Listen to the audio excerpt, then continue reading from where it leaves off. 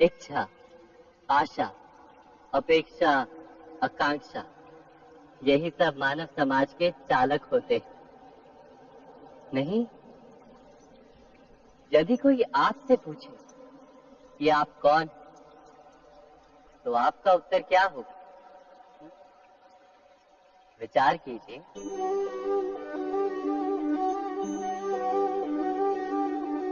आप तुरंत ही ये जान पाएंगे कि आपकी इच्छाएं ही आपके जीवन की व्याख्या है। कुछ पाने से मेरी सफलता, कुछ ना पाने से मेरी निष्फलता ही आपका परिचय। अधिकतर लोग ऐसे जीते हैं कि स्वयं भीतर से मरते रहते हैं, किंतु अपनी इच्छाओं को नहीं मार पाते। इच्छाएं उन्हें दौड़ाती हैं जिस प्रकार मृग तृष्णा मृग को दौड़ाती है। परंतु इन्हीं इच्छाओं के गर्भ में ही ज्ञान का प्रकाश भी। कैसे? जब इच्छाएं अपूर्ण रहती और टूटती, तब वहीं से ज्ञान की किरण प्रवेश करती है मनुष्य के हृदय। ना, ये कथा नहीं है केवल इच्छाओं के संघर्ष की, नहीं है केवल महत्वाकांक्षाओं से जन्म लेने वाले भयावह रक्तपात। ये कथा है इच्छाओं के गर्भ से उदित होते हुए ज्ञान।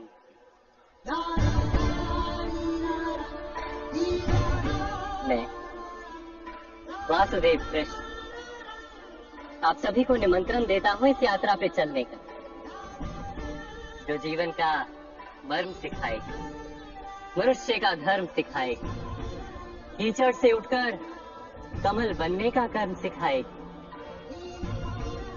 और इस यात्रा का नाम है महाभारत।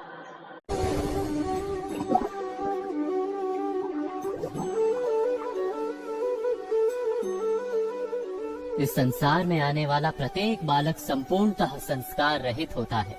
उसके अंतर पर ना किसी अच्छे संस्कार के चिन्ह अंकित होते हैं, ना ही बुरे संस्कार के। अर्थात जन्म से बालक में ना कोई गुण होता है और ना ही कोई दोष।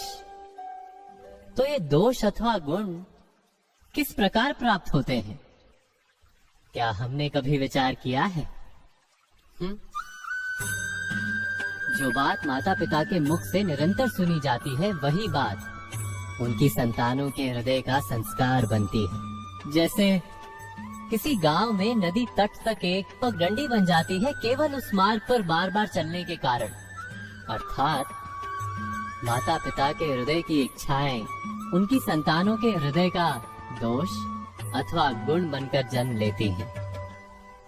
क्या ये सत्य नहीं? पर फिर भी जब उनकी संतानों में कोई दोष दिखाई देता है, तो माता पिता आश्चर्य और दुख से भर जाते। माता पिता का हृदय ये प्रश्न करता है कि उनकी संतानों में ये कुसंस्कार आए कहां से। सत्य तो यही है कि माता पिता अपनी संतानों को अनजाने में ही कुसंस्कार के बीज दे देते हैं, जो उनके संतानों की हृदय भूमि पर कुसंस्कार का वृक्ष बनकर उठता है। अर्थात अपनी संतानों को सुसंस्कारी और धर्ममय बनाने की आशा रखने वाले प्रत्येक माता पिता को प्रथम अपने हृदय की इच्छाओं पर अंकुश रखना क्या अनिवार्य नहीं?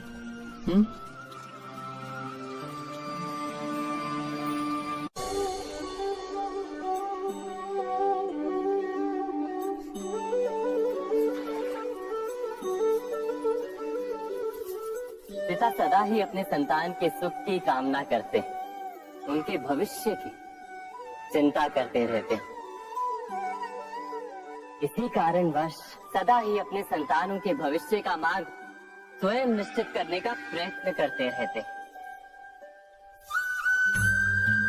जिस मार्ग पर पिता स्वयं चला है, जिस मार्ग के कंकड़ पत्थर को स्वयं देखा है, मार्ग की छाया, मार्ग की धूप को स्वयं जाना है, उसी मार्ग पर उसका पुत्र भी चले, यही इच्छा रहती है हर पिता की। निसंदेह उत्तम भावना है ये।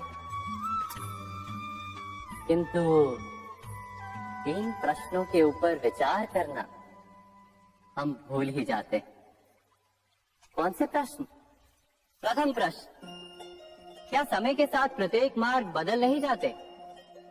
क्या समय सदा ही नई चुनौतियों को लेकर नहीं आता? तो फिर बीते हुए समय के अनुभव नई पीढ़ी को किस प्रकार लाभ दे सकते हैं? दूसरा प्रश्न, क्या प्रत्येक संतान अपने माता पिता की छवि होता है? हाँ, संतानों को संस्कार तो अवश्य माता पिता देते हैं, किंतु भीतर की क्षमता तो ईश्वर देते हैं। तो जिस मार्ग पर पिता को सफलता मिली है, विश्वास है कि उसी मार्ग पर उसकी संतानों को भी सफलता और सुख प्राप्त होगा। तीसरा प्रश्न, क्या जीवन के संघर्ष और चुनौतियां लाभकारी नहीं होती? क्या प्रत्येक नया प्रश्न एक नए उत्तर का द्वार नहीं खोलता? तो फिर संतानों को नए नए प्रश्नों, संघर्षों और चुनौतियों से दूर रखना, ये उनके लिए लाभ करना कहलाएगा या हानि पहुंचाना?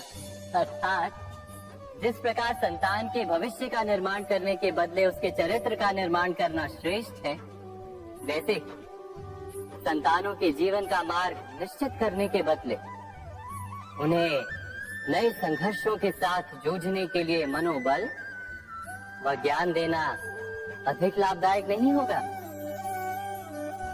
स्वयं विचार कीजिए।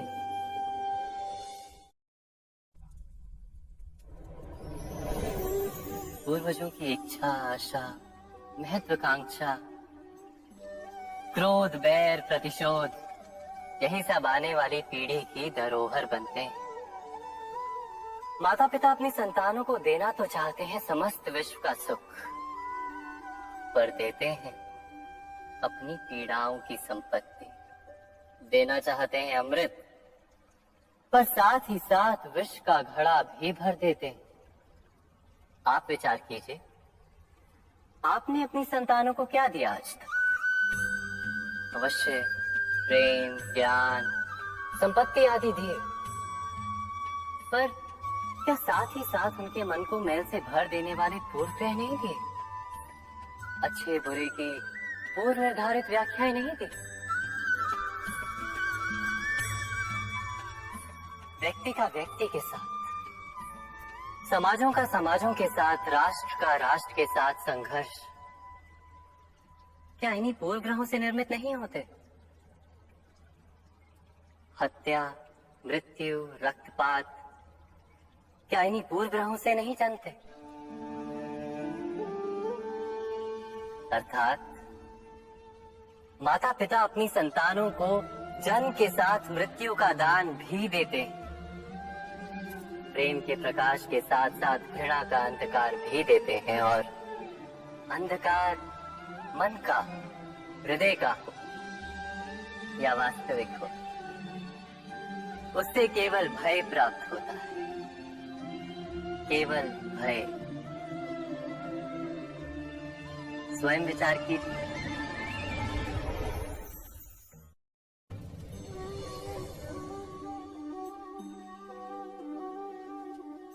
मनुष्य का स्वभाव है कि वो स्वयं को, अपने परिवार को, अपनी संतानों को अधिकतम सुख प्राप्त हो ऐसी इच्छा रखता है। इसी कारण से हम सदा श्रम और कष्ट से अंतर रखते हैं, विश्राम और सुविधाओं को बढ़ाने का प्रयास करते हैं। स्वयं अपने जीवन का विचार कीजिए, क्या ये सत्य नहीं कि हम अपनी संतानों के लिए सदा ही विश्राम और सुविधा का आयोजन करते हैं? पर क्या कभी सोचा है केवल विश्राम से क्या लाभ प्राप्त होता है?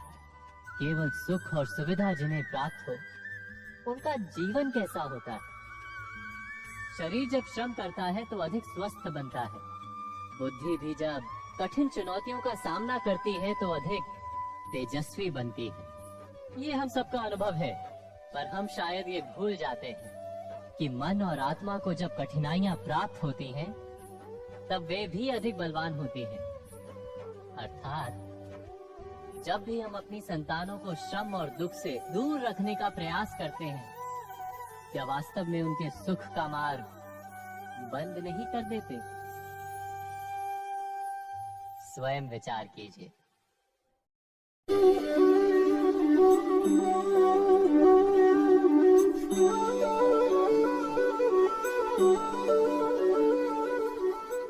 संतानों के भविष्य को सुख से भरने का प्रयत्न करना, यही हर माता पिता का प्रथम कर्तव्य होता है, जिन्हें आप इस संसार में लाए और जिनके कर्मों से ये जगत आपका भी परिचय पाएगा भविष्य में। उनके भविष्य के सुख की योजना करने से अधिक महत्व और हो भी क्या सकता है। किंतु सुख और सुरक्षा, क्या ये मनुष्य के कर्मों से प्राप्त नहीं होते?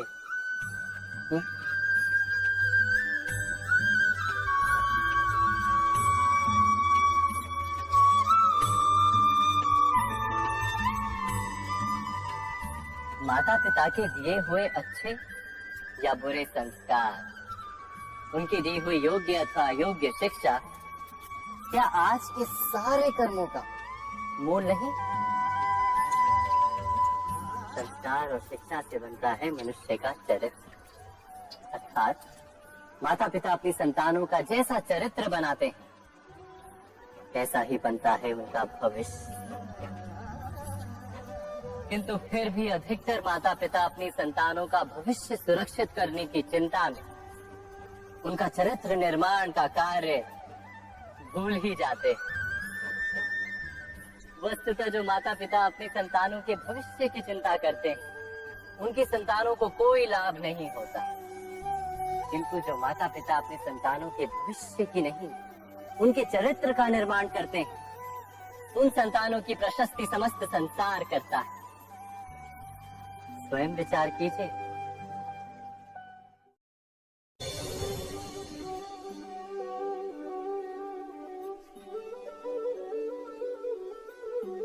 एक ही गुरु के पास शिक्षा प्राप्त करने वाले सारे शिष्य एक समान विद्या प्राप्त नहीं कर पाते। सारे शिष्य गुरु की बातें सुनते हुए अवश्य दिखाई देते हैं, उनकी पूजा करते हुए दिखाई देते हैं, किंतु एक समान विद्या प्राप्त नहीं कर पाते। क्या कभी विचार किया है ऐसा क्यों होता है? सत्य तो ये है कि विद्या प्राप्त ना कर पाने वाले शिष्य समर्पण का दिखावा तो करते हैं, किंतु समर्पण का वास्तविक अर्थ नहीं समझ पाते। गुरु के चरणों में फूल चढ़ाने से अथवा गुरु का आदेश मानने मात्र से क्या समर्पण सिद्ध होता है? नहीं। समर्पण का वास्तविक अर्थ है जब गुरु के प्रति मन में कोई संदेह ना रहे, गुरु के मुख से आदेश निकले उससे पूर्व शिष्य उस कार्य को पूरा कर दे। गुरु के विचारों के साथ शिष्य के विचार एक हो जाए। शिष्य जब तक अपने गुरु में ब्रह्मा विष्णु महेश इनके रूप ना देख ले, तब तक उसका समर्पण सत्य नहीं। वास्तव में समर्पण किसी कार्य का नाम नहीं, समर्पण तो हृदय की भावना और मन की स्थिति का नाम है। अर्थात हमारे अज्ञान में क्या दोष केवल हमारे मन का नहीं? स्वयं विचार कीजिए।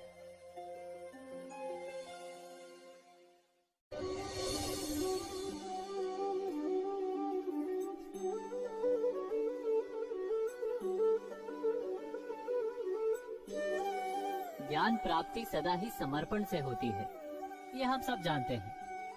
किंतु समर्पण का वास्तविक महत्व क्या है? क्या हमने कभी विचार किया? मनुष्य का मन सदा ही ज्ञान प्राप्ति में विभिन्न बाधाओं को उत्पन्न करता है। कभी किसी अन्य विद्यार्थी से ईर्ष्या हो जाती है, कभी पढ़ाए हुए पाठों पर संदेह जमता है, और कभी गुरु द्वारा दिया गया दंड मन को अहंकार से भर देता है। नहीं, क्या ऐसा नहीं होता? न जाने कैसे कैसे विचार मन को भटकाते हैं, और मन की इसी अयोग्य स्थिति के कारण हम ज्ञान प्राप्त नहीं कर पाते। मन की योग्य स्थिति केवल समर्पण से निर्मित होती है। समर्पण मनुष्य के अहंकार का नाश करता है, ईर्ष्या, महत्वाकांक्षा आदि भावनाओं को दूर कर हृदय को शांत करता है और मन को एकाग्र करता है। वास्तव में ईश्वर की सृष्टि में ना ज्ञान की मर्यादा है, ना ज्ञानियों की। गुरु दत्तात्रेय ने तो गाय और श्वान से भी ज्ञान प्राप्त कर लिया था। अर्थात विषय ब्रह्म ज्ञान का हो या जीवन के ज्ञान का या गुरुकुल में प्राप्त होने वाले ज्ञान का, उसकी प्राप्ति के लिए गुरु से अधिक महत्व है उस गुरु के प्रति हमारा समर्पण। क्या ये सत्य नहीं? स्वयं विचार कीजिए।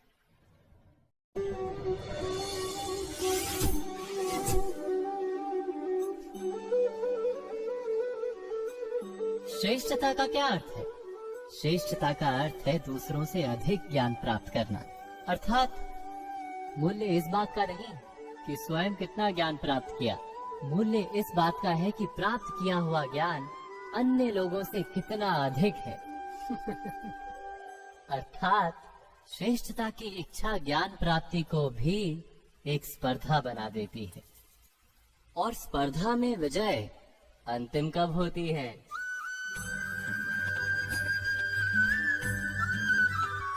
कुछ समय के लिए तो श्रेष्ठ बना जा सकता है, किंतु सदा के लिए कोई श्रेष्ठ नहीं रह पाता।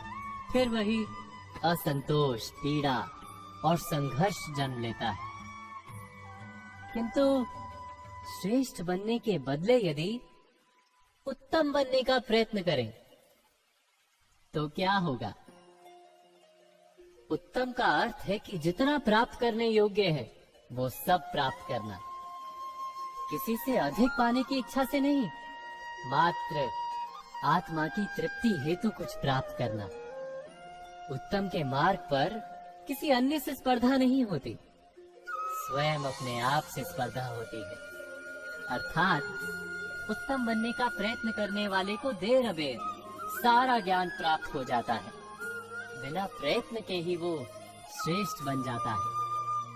किंतु जो श्रेष्ठ बनने का प्रयत्न करता है वो श्रेष्ठ बने या ना बने, उत्तम कभी नहीं बन पाता।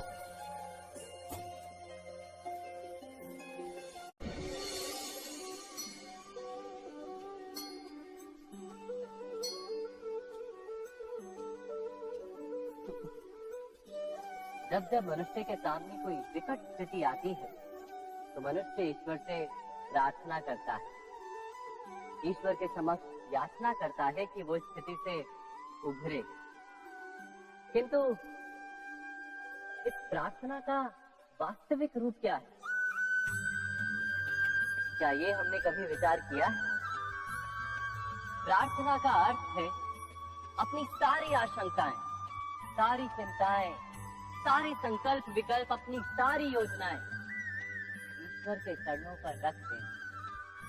अर्थात अपने कर्म का फल क्या होगा इसकी चिंता ना करके धर्म के अनुरूप कर्म करना, ईश्वर की योजना को अपनी नियति मानना, यही प्रार्थना है ना। किंतु ईश्वर की योजना को समझ पाना क्या संभव है? वो योजना तो हमारे कार्यों के परिणाम के रूप में प्रकट होती है सदा ही, किंतु यदि कोई कर्मों का ही त्याग कर दे, क्या वो प्रार्थना है? वास्तव में कर्म ही जीवन और फल के प्रति मोह ना रखना ही सच्ची प्रार्थना। जो प्रार्थना कर्म में बाधा बन जाए, मनुष्य को कार्य ही ना करने दे, वो प्रार्थना है या पराजय? स्वयं विचार कीजिए।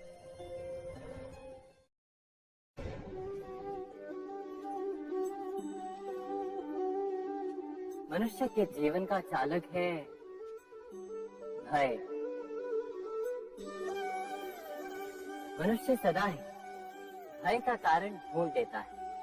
जीवन में जिन मार्गों का हम चुनाव करते हैं वो चुनाव भी हम भय के कारण ही लेते हैं। किंतु क्या ये भय वास्तविक होता है? विचार कीजिए।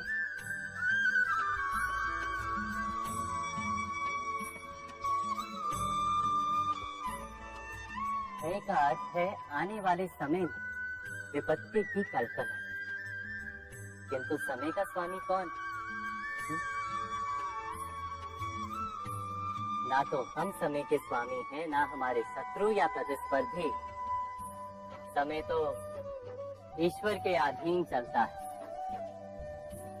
तो क्या यदि कोई आपको हानि पहुंचाने के लिए केवल योजना बनाता है, तो वास्तव में आपको हानि पहुंचा सकता है? नहीं। किंतु भय से भरा हुआ हृदय हमें अधिक हानि पहुंचाता है। क्या ये सत्य नहीं?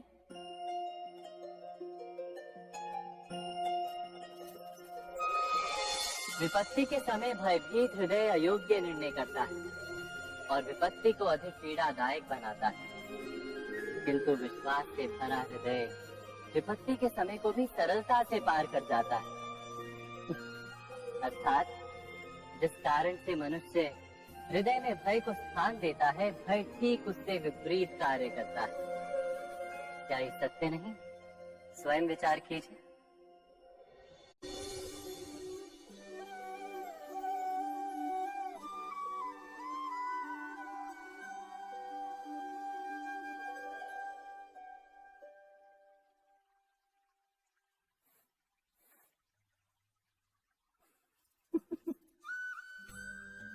जीवन में आने वाले संघर्षों के लिए जब मनुष्य स्वयं को योग्य नहीं मानता, जब उसे अपने ही बल पर विश्वास नहीं रहता, तब वो सद्गुणों को त्याग कर दुर्गुणों को अपनाता है।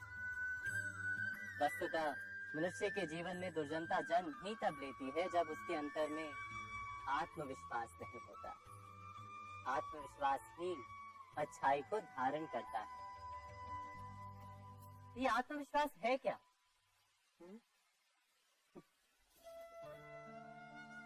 जब मनुष्य ये मानता है कि जीवन का संघर्ष उसे दुर्बल बनाता है, तो उसे अपने ऊपर विश्वास नहीं रहता। वो संघर्ष के पार जाने के बदले संघर्ष से छूटने के उपाय ढूंढने लगता है। किंतु जब वो ये समझता है कि ये संघर्ष उसे अधिक शक्तिशाली बनाते हैं, ठीक जैसे व्यायाम करने से देह की शक्ति बढ़ती, तो प्रत्येक संघर्ष के साथ उसका उत्साह बढ़ता है। अर्थात आत्मविश्वास और कुछ भी नहीं, मन की स्थिति, जीवन को देखने का दृष्टिकोण मात्र है। और जीवन का दृष्टिकोण तो मनुष्य के अपने वश में होता है। स्वयं विचार कीजिए।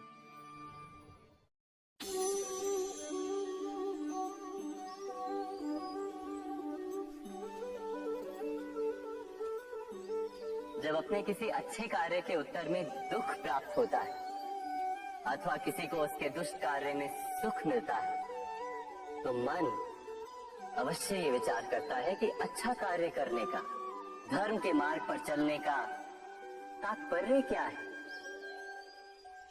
पर दुष्ट आत्मा को क्या प्राप्त होता है ये भी देखिए। दुष्टता करने वाला हृदय सदा चंचल रहता है, अकुलाता रहता है। मन में सदा नए नए संघर्ष उत्पन्न होते हैं। अविश्वास उसे जीवन भर दौड़ाता है। क्या ये सुख? जबकि धर्म पे चलने वाले, अच्छा कार्य करने वाले, सच्चरित्र व्यक्ति का हृदय शांत रहता है। परिस्थितियां उसके जीवन के सुख में बाधा नहीं बनती। समाज में सम्मान और मन में संतोष रहता है सदा। अर्थात अच्छा बर्ताव भविष्य में किसी सुख का मार्ग नहीं। अच्छा बर्ताव स्वयं सुख, अथवा बुरा बर्ताव भविष्य में किसी दुख का मार्ग नहीं। अधर्म उसी क्षण दुख उत्पन्न करता है। धर्म से सुख नहीं, धर्म स्वयं सुख।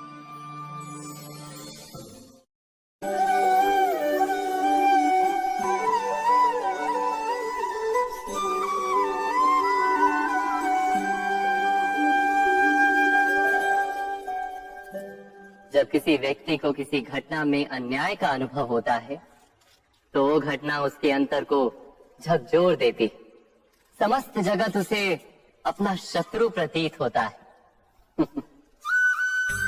अन्याय लगने वाली घटना जितनी बड़ी होती है, मनुष्य का हृदय भी उतना ही अधिक विरोध करता है। उस घटना के उत्तर में वो न्याय मांगता है, और ये योग्य भी है। वास्तव में समाज में किसी भी प्रकार का अन्याय व्यक्ति की आस्था और विश्वास का नाश है। किंतु ये न्याय क्या है? न्याय का अर्थ क्या है? अन्याय करने वाले को अपने कार्य पर पश्चाताप हो और अन्याय भुगतने वाले के मन में फिर से विश्वास जगे समाज के प्रति। इतना ही अर्थ है ना न्याय का। किंतु जिसके हृदय में धर्म नहीं होता, वो न्याय को छोड़कर बैर और प्रतिशोध को अपनाता है। हिंसा के बदले प्रतिहिंसा की भावना लेकर चलता है। स्वयं भोगी हुई पीड़ा से कहीं अधिक पीड़ा देने का प्रयत्न करता है, और इस मार्ग पर चलते अन्याय को भुगतने वाला स्वयं अन्याय करने लगता है।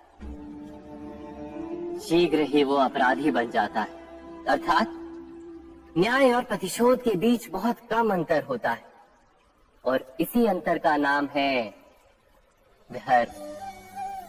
क्या ये सत्य नहीं? स्वयं विचार कीजिए। व्यक्ति को जब उसके अपराध का दंड मिलता है, तब कभी कभी उस न्याय को देखकर मन कचोटता है। प्रश्न उठता है हृदय में कि जब वो अपराध हुआ था तब व्यक्ति भिन्न था। उसके पश्चात उसने इतने पश्चाताप किए, स्वयं में इतना परिवर्तन किया, फिर उसे दंड क्यों मिले? पर जहां आघात होता है वहां प्रत्याघात भी होता है। जैसा कर्म वैसा फल। यदि किसी को प्रेम दोगे तो सुख प्राप्त होगा, यदि किसी की हत्या करोगे तो मृत्यु दंड मिलेगा। जैसा कार्य वैसा ही न्याय। तो फिर प्रायश्चित और पश्चाताप का कोई मूल्य नहीं है? अवश्य है मूल्य। प्रायश्चित और पश्चाताप मनुष्य की आत्मा को बलवान करता है। आने वाले दंड को स्वीकार करने के लिए मनुष्य को तैयार करता है। अर्थात बिना प्रायश्चित के दंड स्वीकार करने का कोई मूल्य है? स्वयं विचार कीजिए। मनुष्य के हृदय में भय का साम्राज्य रहता है सदा। कभी संपत्ति के नाश का भय, कभी अपमान का भय, कभी अपनों से छूट जाने का भय। इसीलिए भय का होना सबको स्वाभाविक ही लगता है। क्या कभी विचार किया है, जो स्थिति अथवा वस्तु भय को जन्म देती है, क्या वहीं से वास्तव में दुख आता है?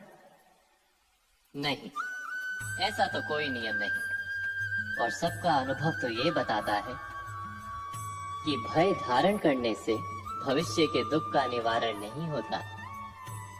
भय केवल आने वाले दुख की कल्पना मात्र ही है। वास्तविकता से इसका कोई संबंध नहीं है। तो क्या ये जानते हुए भी कि भय कुछ और नहीं, केवल कल्पना मात्र ही है, इससे मुक्त होकर निर्भय बन पाना क्या बहुत कठिन है? अवश्य विचार कीजिएगा।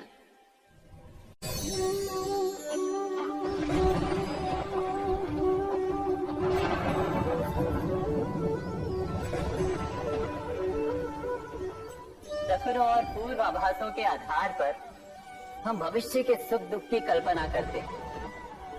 भविष्य के दुख का कारण दूर करने के लिए हम आज योजना बनाते हैं। किंतु डर के संकट को आज निर्मूल करने से हमें लाभ मिलता है या हानि पहुंचती है? ये प्रश्न हम कभी नहीं करते। सत्य तो ये है कि संकट और उसका निवारण सात जन से, व्यक्ति के लिए भी और सृष्टि के लिए भी। नहीं, आप अपने भूतकाल का स्मरण कीजिए, इतिहास को देखिए। आप तुरंत ही ये जान पाएंगे कि जब जब संकट आता है तब तब उसका निवारण करने वाली शक्ति भी जन्म लेती है। यही तो जगत का चलन है। वस्तुतः संकट ही शक्ति के जन्म का कारण है। प्रत्येक व्यक्ति जब संकट से निकलता है तो एक पद आगे बढ़ा होता है, अधिक चमकता है, आत्मविश्वास से अधिक भरा होता है, न केवल अपने लिए अपितु विश्व के लिए भी। क्या ये सत्य नहीं? वास्तव में संकट का जन्म है एक अवसर का जन्म, अपने आप को बदलने का, अपने विचारों को ऊंचाई पर करने का अवसर, अपनी आत्मा को बलवान और ज्ञान मंडित बनाने का अवसर। जो ये कर पाता है उसे कोई संकट नहीं होता, किंतु जो ये नहीं कर पाता वो तो स्वयं एक संकट है विश्व के लिए। विचार कीजिए।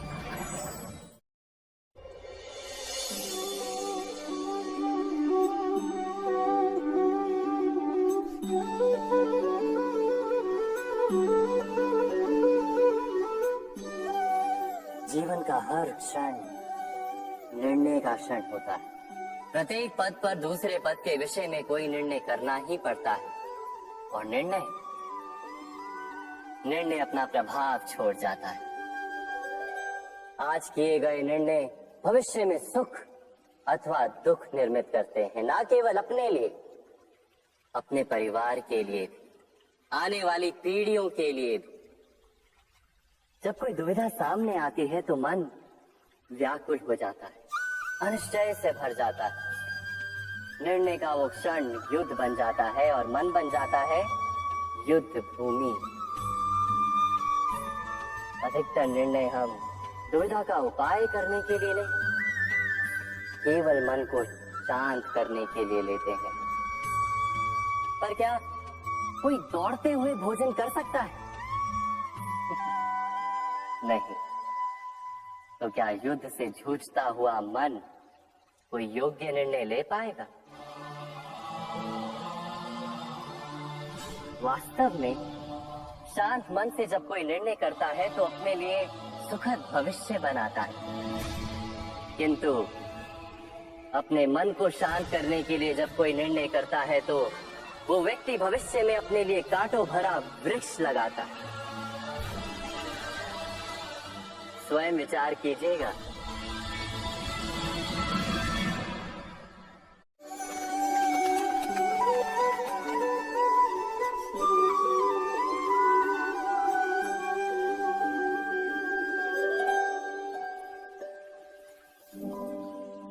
निर्णय के क्षण में हम सदा किसी अन्य के सुझाव, सूचना, मंत्रणा या परामर्श को आधार बनाते हैं, और हमारे भविष्य का आधार हमारे आज लिए गए निर्णय के ऊपर होता है।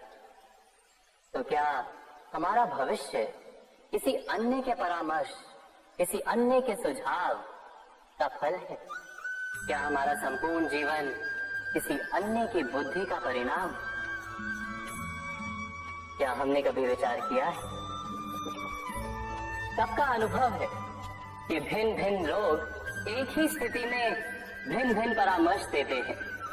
मंदिर में खड़ा भक्त कहता है कि दान करना चाहिए, और चोर कहता है यदि अवसर मिले तो इस मूर्ति के श्रृंगार चुरा। धर्म से भरा हृदय धर्ममय सुझाव देता है, और अधर्म से भरा हृदय अधर्म का परामर्श देता है। धर्म में सुझाव का स्वीकार ही मनुष्य को सुख की ओर ले जाता है, किंतु ऐसे परामर्श का स्वीकार करना तभी संभव होता है जब हृदय में धर्म हो। अर्थात किसी का सुझाव अथवा परामर्श स्वीकार करने से पूर्व स्वयं अपने हृदय में धर्म को स्थापित करना क्या आवश्यक नहीं? स्वयं विचार कीजिए।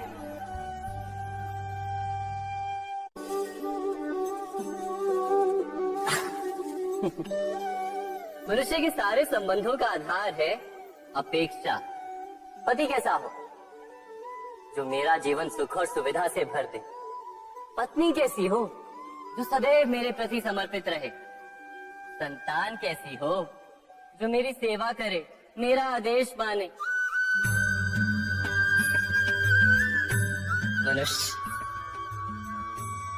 मनुष्य उसी को प्रेम भी कर पाता है जो उसकी अपेक्षा पूर्ण करता है। और अपेक्षा की तो नियति है भंग होना। कैसे? क्योंकि अपेक्षा मनुष्य के मस्तिष्क में जन्म लेती है। कोई अन्य व्यक्ति उसकी अपेक्षाओं के बारे में जान ही नहीं पाता। पूर्ण करने की प्रामाणिक इच्छा हो तब भी कोई मनुष्य किसी की अपेक्षाओं को पूर्ण नहीं कर पाता।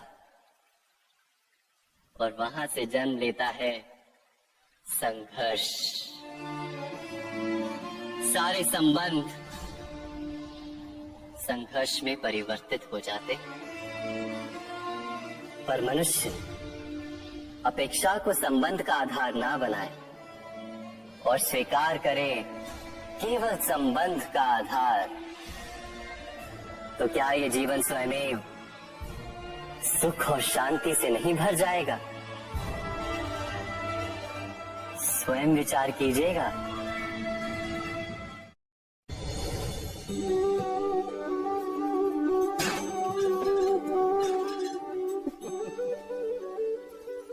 कभी कभी कोई घटना मनुष्य के जीवन की सारी योजनाओं को तोड़ देती और मनुष्य उस आघात को अपने जीवन का केंद्र मान लेता।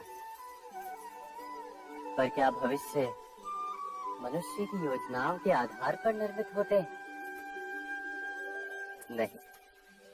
जिस प्रकार किसी ऊंचे पर्वत पर सर्वप्रथम चढ़ने वाला उस पर्वत की तलाई में बैठकर जो योजना बनाता है, क्या वही योजना उसे उस पर्वत की चोटी तक पहुंचाती है?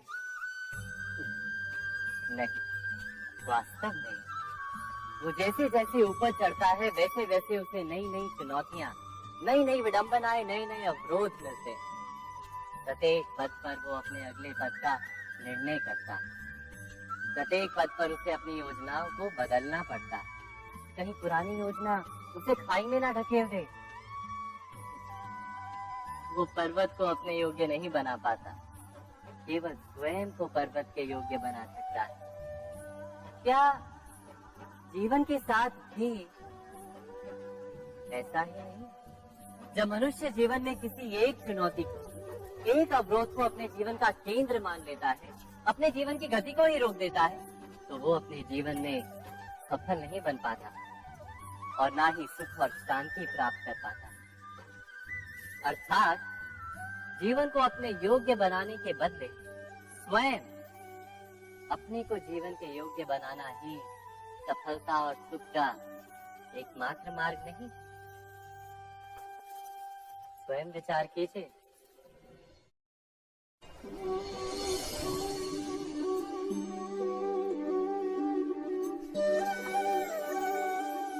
सत्ता की लालसा सबके हृदय को घेरे रहती है। प्रत्येक व्यक्ति अपना एक राष्ट्र निर्मित करने का प्रयत्न अवश्य करता है। फिर वो राष्ट्र गुरु राष्ट्र की भांति बहुत बड़ा हो या फिर अपने परिवार तक सीमित हो, वो सत्ता प्राप्त करने का प्रयास अवश्य करता है। किंतु सत्ता का वास्तविक रूप क्या है? क्या हमने कभी विचार किया है? एक मनुष्य जितने अधिक लोगों के जीवन को प्रभावित कर सके, जितने अधिक लोगों के जीवन की स्वतंत्रता पर अंकुश रख सके, उतनी ही अधिक सत्ता का अनुभव करता है वो। सत्ता का वास्तविक रूप ही है अन्य के जीवन पर स्वयं का प्रभाव। किंतु क्या वास्तविक प्रभाव प्रेम, दया, करुणा और धर्म से निर्मित नहीं होता? जब भी मनुष्य कठोरता और अधर्म से सत्ता प्राप्त करने का प्रयत्न करता है, तब वो दूसरों के हृदय में विरोध अथवा विद्रोह को जन्म देता है। और परिणाम कुछ इस प्रकार। हाँ, कुछ समय के लिए वो स्वयं को प्रभावी और शक्तिशाली अवश्य पाता है, किंतु वो वास्तविक सत्ता नहीं। यही कारण है कि भृगु और वशिष्ठ जैसे ऋषियों की आज भी पूजा की जाती है, रावण और हिरण्यकशिपु की नहीं। इस पर तो आप विचार अवश्य करें। सत्य कहा ना।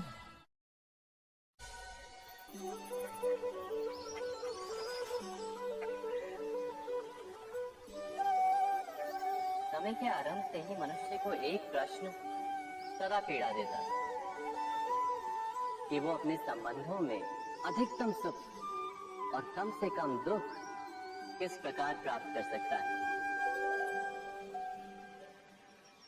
क्या आपके सारे संबंधों ने आपको संपूर्ण संतोष दिया है? विचार कीजिए। हमारा जीवन संबंधों पर आधारित है, हमारी सुरक्षा संबंधों पर आधारित है। इसी कारण हमारे जीवन के सारे सुखों का आधार भी संबंध। किंतु फिर भी हमें संबंधों में ही अधिकतर दुख क्यों प्राप्त होते हैं? सदा ही संघर्ष भी संबंधों से ही उत्पन्न क्यों हो जाते हैं? कभी विचार किया है? जब कोई व्यक्ति किसी अन्य व्यक्ति के विचार अथवा कार्य को स्वीकार नहीं करता, उसमें परिवर्तन करने का प्रयत्न करता है, तो संघर्ष जन्म लेता है। अर्थात जितना अधिक अस्वीकार उतना ही अधिक संघर्ष, और जितना अधिक स्वीकार उतना ही अधिक सुख। क्या ये वास्तविकता नहीं? यदि मनुष्य स्वयं अपनी अपेक्षाओं पर अंकुश रखे, अपने विचारों को परखे, किसी अन्य व्यक्ति में परिवर्तन करने का प्रयत्न ना कर स्वयं अपने भीतर परिवर्तन करने का प्रयास करे, तो क्या संबंधों में संतोष प्राप्त करना इतना कठिन? अर्थात क्या स्वीकार ही संबंध का वास्तविक अर्थ नहीं? स्वयं विचार कीजिए। दो व्यक्ति जब निकट आते हैं तो एक दूसरे के लिए सीमाएं और मर्यादाएं निर्मित करने का प्रयत्न अवश्य करते हैं। हम यदि सारे संबंधों पर विचार करें तो देखेंगे कि इन सारे संबंधों का आधार यही सीमाएं हैं जो हम दूसरों के लिए निर्मित करते हैं। और यदि अनजाने में भी कोई अन्य व्यक्ति इन सीमाओं को तोड़ता है तो उसी क्षण हमारा हृदय क्रोध से भर जाता है। इन सीमाओं का वास्तविक रूप क्या है? क्या हमने कभी विचार किया? सीमाओं के द्वारा हम दूसरे व्यक्ति को निर्णय करने की अनुमति नहीं देते, अपना निर्णय उस व्यक्ति पर थोपते हैं, अर्थात किसी की स्वतंत्रता का अस्वीकार करते हैं। और जब स्वतंत्रता का अस्वीकार किया जाता है तो उसका हृदय दुख से भर जाता है, और जब वो सीमाओं को तोड़ता है तो हमारा हृदय क्रोध से भर जाता है। क्या ऐसा नहीं होता?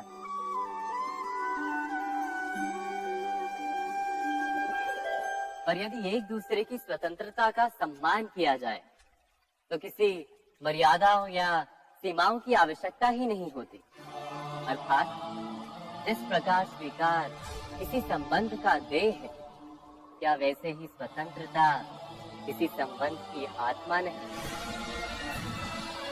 स्वयं विचार कीजिए।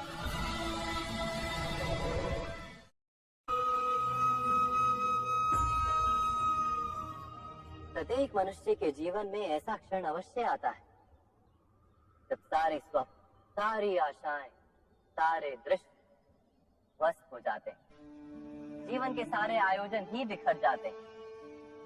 एक और धर्म होता है और दूसरी ओर सुख।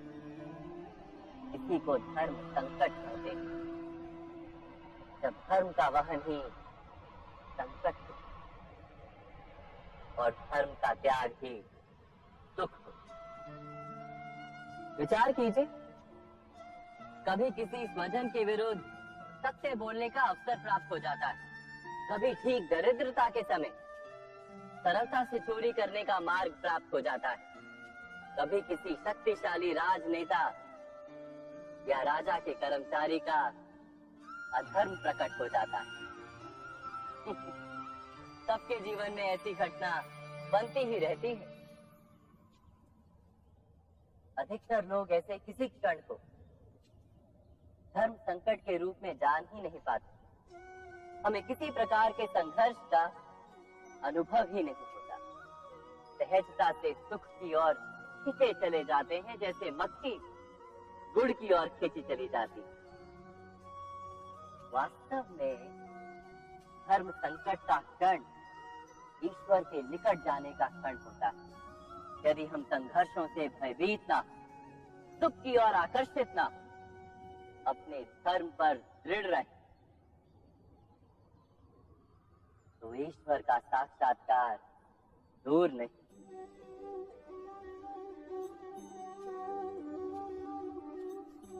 पवन से युद्ध करने वाला पत्ता यदि पेड़ से गिरता है तो भी आकाश की ओर उठता है। पवन से झुकने वाली घास वही भूमि पर रह जाती है। अर्थात धर्म संकट से यदि हम संकट को ही टाल दें तो सुख तो मिलता है, जीवन बढ़ता है, किंतु क्या चरित्र नहीं टूटता? क्या आत्मा दरिद्र नहीं हो जाती? क्या ईश्वर से अंतर नहीं हो जाता? स्वयं विचार किए।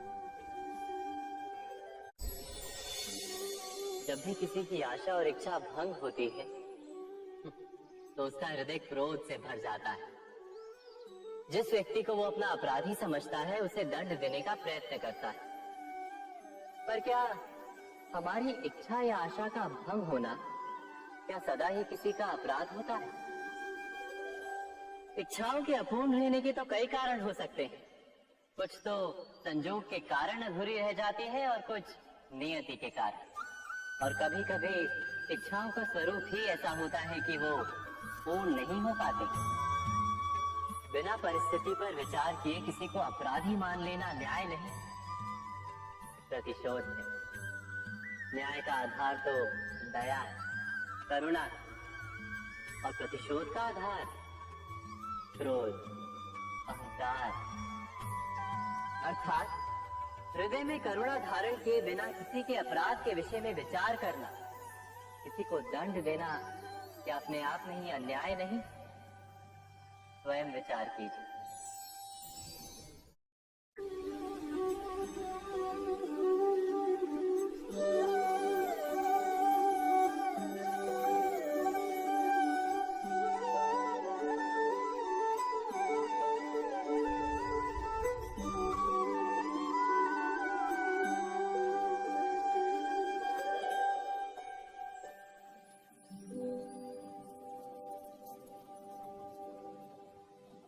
भविष्य के आधार पर सब आज का निर्णय लेना चाहते हैं। भविष्य में सुख मिले, भविष्य सुरक्षित हो, ऐसे निर्णय आज लेने का प्रयत्न रहता है सबका। आप अपने जीवन को देखिए, क्या आपके अधिकतर निर्णय के पीछे भविष्य का विचार नहीं होता? और हो भी क्यों ना, अपने जीवन को सरल और सुखमय बनाने का प्रयत्न करने का अधिकार सबका है। पर भविष्य तो कोई नहीं जानता, केवल कल्पना ही की जा सकती है। तो जीवन के सारे महत्वपूर्ण निर्णय कल्पनाओं के आधार पर ही करते हैं हम। क्या निर्णय करने का कोई तीसरा मार्ग हो सकता है? विचार कीजिए। सारे सुखों का आधार धर्म है, और वो धर्म मनुष्य के हृदय में बसता है। तो प्रत्येक निर्णय से पूर्व स्वयं अपने हृदय से प्रश्न अवश्य पूछ लेना कि ये निर्णय स्वार्थ से जन्मा है या धर्म से। क्या इतना पर्याप्त नहीं? भविष्य के बदले धर्म का विचार करने से क्या भविष्य अधिक सुखपूर्ण नहीं होगा? स्वयं विचार कीजिए।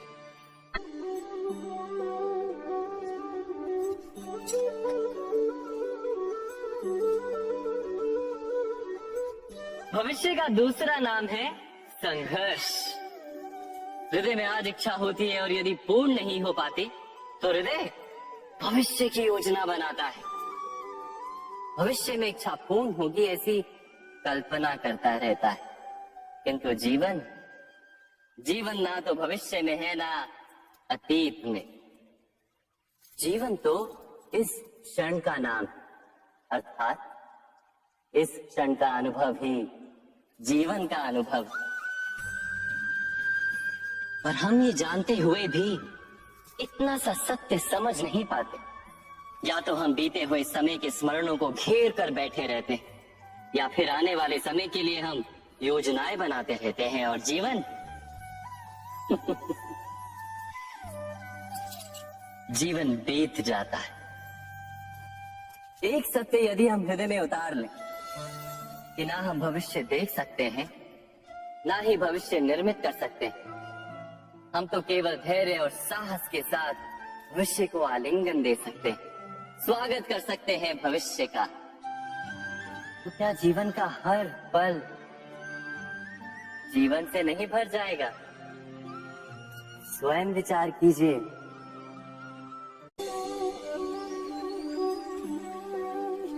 सबके जीवन में ऐसा प्रसंग अवश्य आता है कि सत्य कहने का निश्चय होता है हृदय में, किंतु मुख से सत्य निकल नहीं पाता।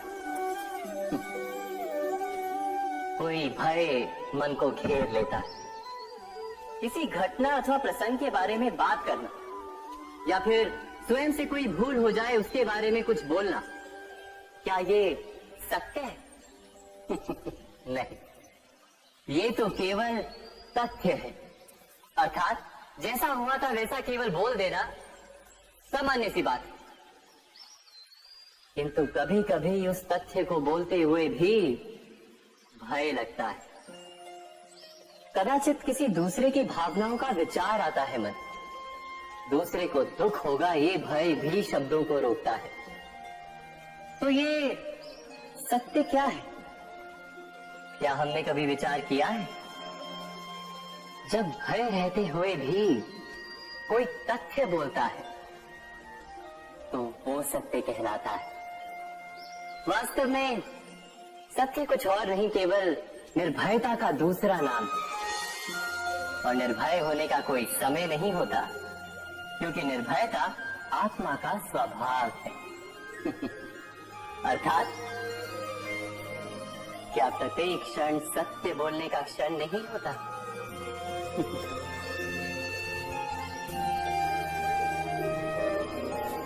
स्वयं विचार कीजिए।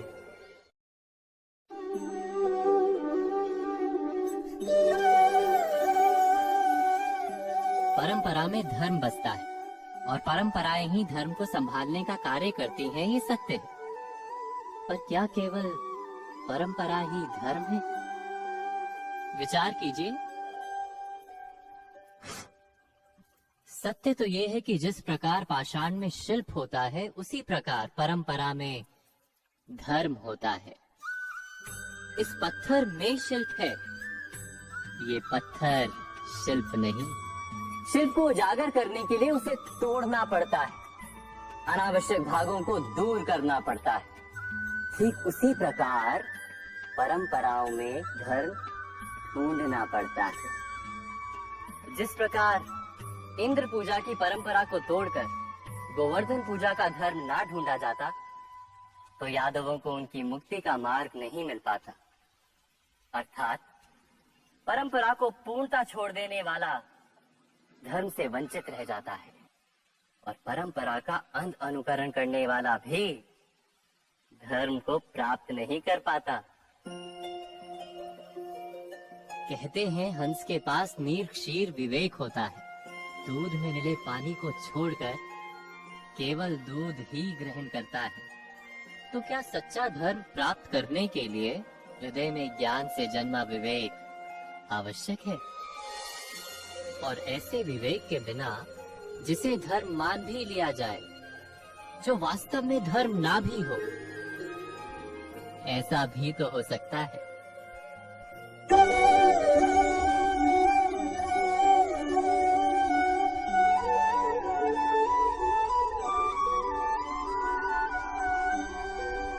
महाभारत का ये युद्ध, महाभारत की ये कथा अनेक सत्यों को प्रस्थापित करती है।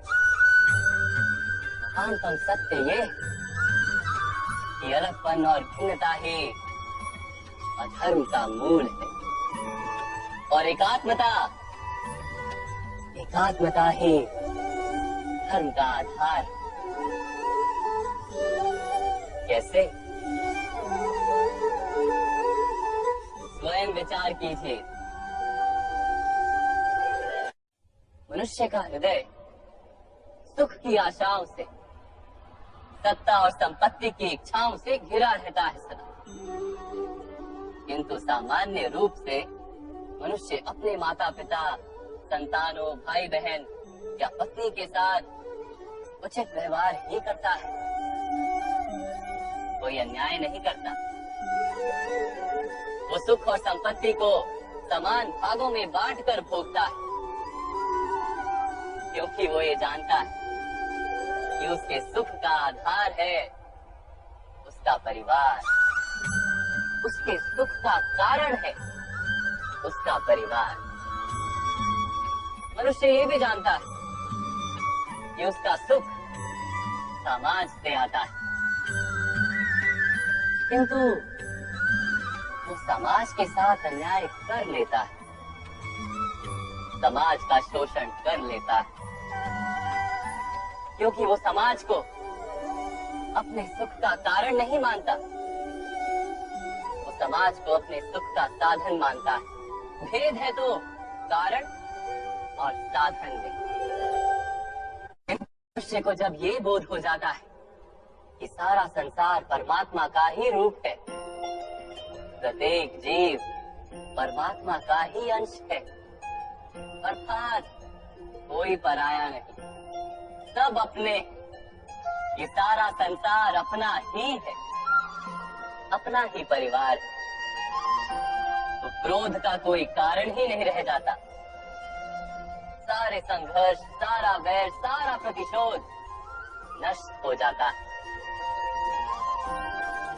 अंतर में परमात्मा और संसार में एकात्मता, यही धर्म का मूल सिद्धांत है। महाभारत की ये यात्रा क्रोध से बोध की यात्रा है, भिन्नता से एकात्मता की यात्रा है।